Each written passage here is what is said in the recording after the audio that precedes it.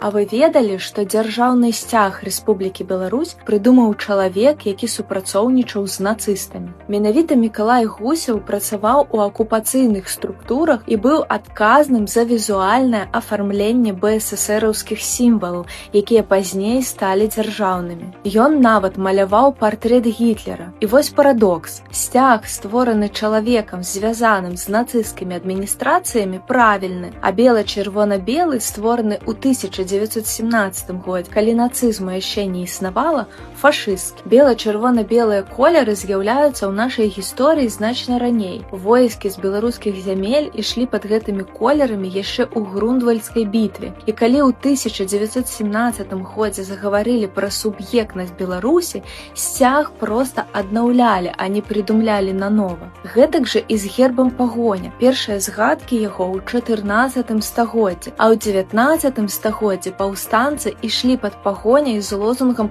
«Побач з арлом знак пагоні». То чаму ўсё перавярнулі? Бо прасцей аб'явіць сімвал няправільным, чым прызнаць, што ён нацыянальны. Праўда такая. Бела-чырвона-белы сцяг і пагоня – гэта не апазіцыя і не пратэст. Гэта сімвалы Беларусі, якія былі з намі задоўга да тых, хто сёння называе іх чужымі.